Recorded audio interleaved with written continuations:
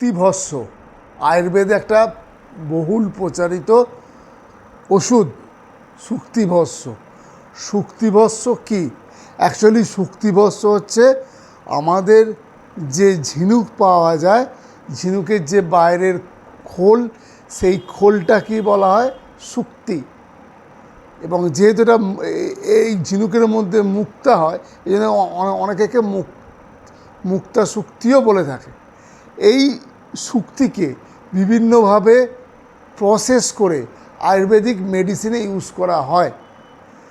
Mainly lemon juice বা পাতিলেবুর রস, বাসক পাতার রস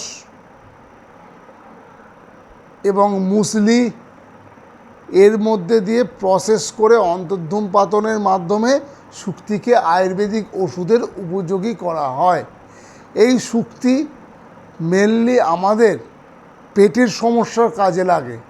যেমন যাদের আলসার নেই, তারপরেও হজমে প্রবলেম বা ডিসপেপসিয়া আছে, সেই পেশেন্টের ক্ষেত্রে মুক্তা শুক্তি ইউজ করা হয়। এছাড়া গ্যাস্ট্রিক আলসার, ডিওডিনাল আলসার, সেক্ষেত্রেও কিন্তু মুক্তা শুক্তি ইউজ করা হয়। বা আলসারের জন্য যদি পেটে ব্যথা, সেই পেটে ব্যথাতে মুক্তা শুক্তি খুব ভালো কাজ করে।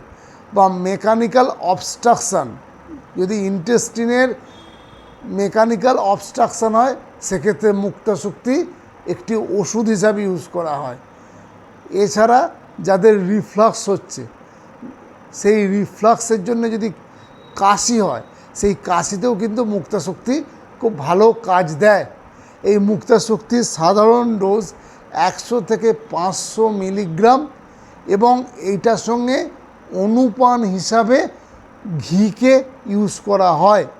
এবং মুক্তা শুক্তি বিভিন্ন আয়ুর্বেদিক মেডিসিনে কম্বিনেশন হিসাবেও কাজ করে।